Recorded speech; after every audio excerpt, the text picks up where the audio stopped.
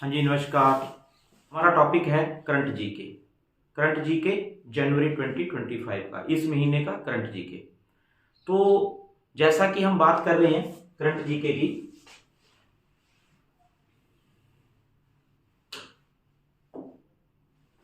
ये हमारा पहला क्वेश्चन है। वन्यजीव अभयारण्य,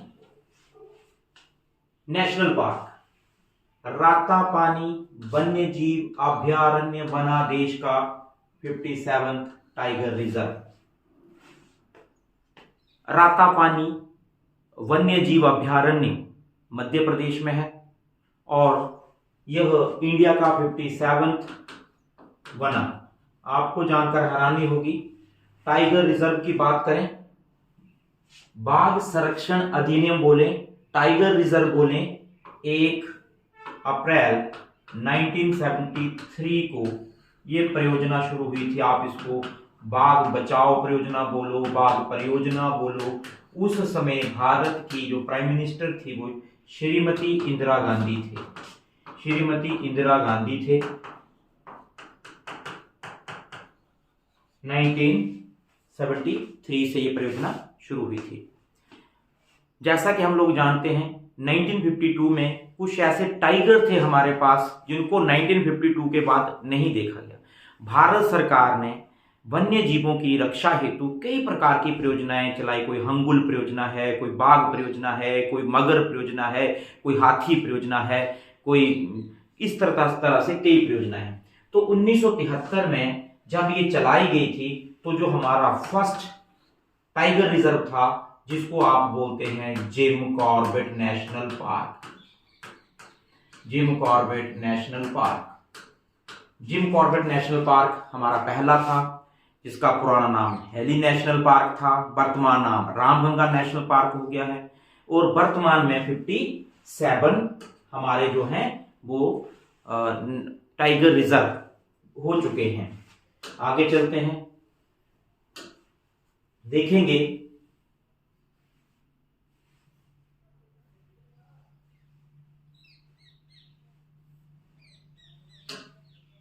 अब यहां पर रातापानी वन्य जीव अभयारण्य की अगर हम बात करें, जो कि हाल ही में देश का 57वां 57th टाइगर रिजर्व बना। देखेंगे रातापानी वन्य जीव अभयारण्य मध्य प्रदेश एमपी के रायसेन डिस्ट्रिक्ट में है। मध्य प्रदेश के रायसेन डिस्ट्रिक्ट में है। इंपॉर्टेंट ये है कि इंडिया में सबसे ज्यादा टाइगर रिजर्व मध्य प्रदेश में है। ये अपने आप में एक इंपॉर्टेंट क्वेश्चन है कि मध्य प्रदेश में सबसे ज्यादा टाइगर रिजर्व हैं। नेक्स्ट है कि भारत में अगर 57 टाइगर रिजर्व हैं तो 8 टाइगर रिजर्व जो हैं वो हम लोगों के केवल मध्य प्रदेश में हैं। अगर भारत में 57 हैं तो उनमें से 8 जो हैं वो आप लोगों के मध्य प्रदेश में हैं। इसे दिसंबर 2024 में टाइगर रिजर्व घोषित किया गया है। अनुमान है कि वर्तमान में यहां पर जो टाइगर की संख्या है वो 90 है और हाल ही में जो आप जानते हैं लास्ट मंथ में जो हमने चर्चा करी थी कि 56 टाइगर रिजर्व जो था वो गुरु घासीदास तमोर पिंगला टाइगर रिजर्व बना था छत्तीसगढ़ में। जैसा कि हम देखते हैं वर्तमान में 57 हो गए हैं। टाइगर रिजर्व का मुख्य उद्देश्य जो है वो टाइगर को संरक्षण प्रदान करना है, उनकी रक्षा करना है, उनकी संख्या बढ़ाना है। तो हाल ही में 57th टाइगर रिजर्व बनाया गया है भारत सरकार द्वारा। ये टाइगर रिजर्व बना है मध्य प्रदेश के रायसेन डिस्ट्रिक्ट में।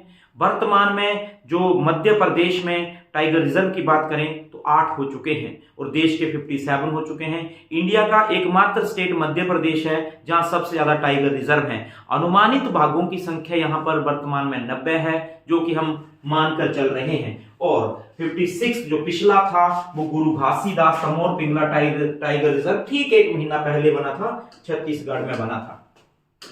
आगे चलते हैं तो नेक्स्ट है आप लोगों का, ये हो गया पेज।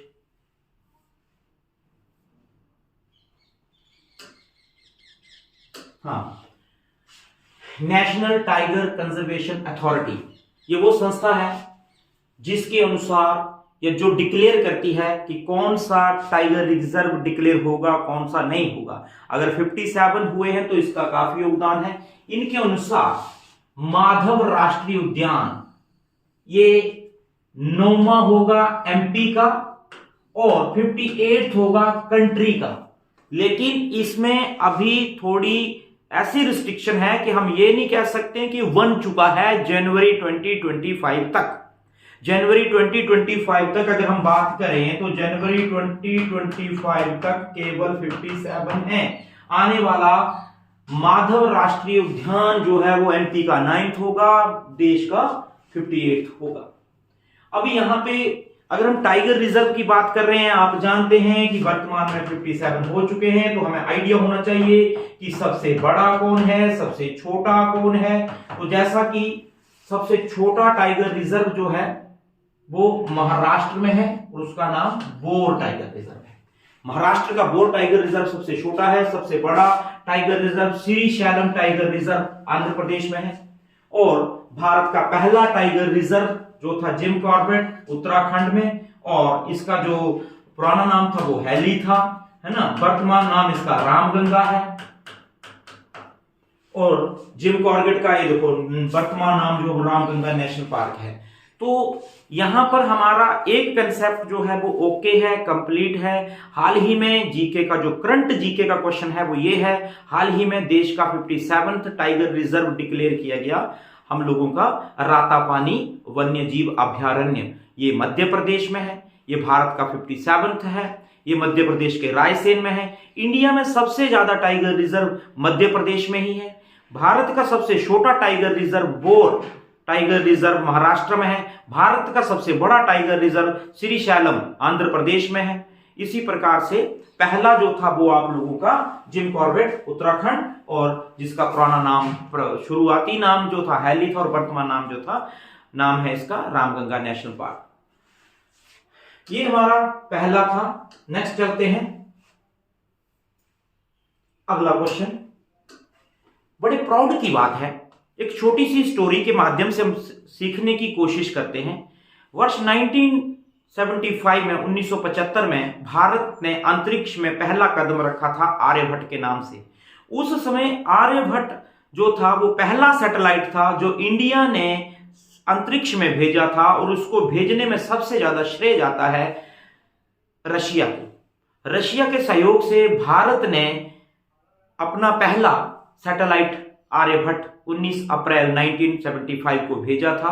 19 अप्रैल 1975 को जब आर्यभट्ट अंतरिक्ष में भेजा गया था तो इसका सबसे ज्यादा योगदान जो है वो रशिया को जाता है, रशिया की स्पेस एजेंसी को जाता है, रशिया के साइंटिस्ट को जाता है। उसमें भारत का योगदान सिर्फ आर्यभट्ट का खर्चा उठाना और आर्यभट्ट का नाम देना था। समय की बात है, अजीब विडंबना है, वर्ष 2025 में हम जी रहे हैं। आज की बात अगर हम करें तो आज भारत का ISRO Indian space research organisation जिसका मुख्यालय बेंगलुरु में है, अगर हम उसकी बात करें तो वो नासा को टक्कर देता है। आज अगर हम बात करें तो यूरोप, अगर हम यूरोप की बात करें तो यूरोप जिसका नाम लेते ही England, France, Germany, Italy, Switzerland आदि की याद आती है। यूरोप में इतने बड़े बड़े देश हैं, जहां दो देश तो फ्रांस और आप लोगों का इंग्लैंड ऐसे देश हैं जो यूएनओ में हमारे विटो पावर वाले देश हैं, 27 सदस्य हैं, जबकि भारत का कोई नाम नहीं है। हमारे यूरोप में भी एक स्पेस एजेंसी है जिसका नाम है European space agency. European space agency की अगर हम बात करें, यूरोपियन स्पेस एजेंसी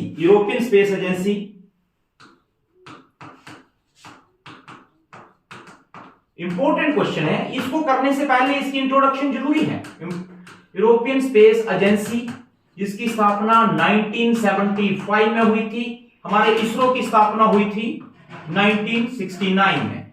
इसमें कुल इसरो में एक कंट्री मेंबर है और वो है आपका प्राउड के साथ कह सकते हैं इंडिया, और यहां पे 22 मेंबर हैं। अब आप खुद ही समझदार हैं, England, France, Germany, Switzerland, Italy ऐसे बड़े बड़े देश इसके मेंबर हैं। हाल ही में इनको एक ऐसी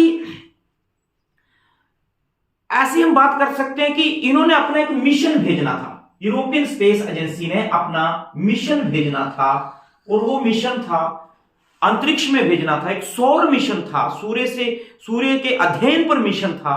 उस मिशन को भेजने के लिए इनको या नासा की जरूरत थी, या रशियन स्पेस एजेंसी की जरूरत थी, या फिर भारतीय इसरो। तो इनको लगा कि जो नासा की टक्कर का है वो सिर्फ इंडिया का है, और उसका नाम है ISRO, Indian space research organisation. जब इन्होंने इंडिया के इसरो से संपर्क किया तो भारत ने सारा काम किया, साइंटिस्ट भारत के, टेक्नोलॉजी भारत की, हर चीज भारत की। भारत ने सिर्फ दिया, इनसे लिया तो सिर्फ एक नाम लिया। वही सेम चीज रिपीट हो गई जो 1975 में हुई थी। उस समय भारत नाम दे रहा था आर्यभट्ट, आज भारत नाम ले रहा था, तो उन्होंने नाम दिया प्रोबा 3। प्रोबा 3 अपने आप में एक, बोल सकते हैं हम लोग, एक उपग्रह है, जैसे हमारा कभी आर्यभट्ट था। प्रोबा 3 एक उपग्रह है, एक बोल सकते हैं हम लोग सौर मिशन है। ये सूर्य के ऊपर चर्चा करेगा। यह यूरोपियन स्पेस एजेंसी प्रोबा 3 बड़े अच्छे शब्दों में लिखा है, यूरोपीय स्पेस एजेंसी का सोलर मिशन है। कायदे से देखा जाए तो यही इसकी इंपॉर्टेंस है। बट इज प्रोबा 3 जो है वो एक यूरोपियन स्पेस एजेंसी का सौर मिशन है। नंबर 2, इसका प्रक्षेपण इसरो ने किया। ये हमारे लिए बड़े प्राउड की बात है। इसको हमारी space research organisation, Indian space research organisation, ISRO ने इसका प्रक्षेपण किया है।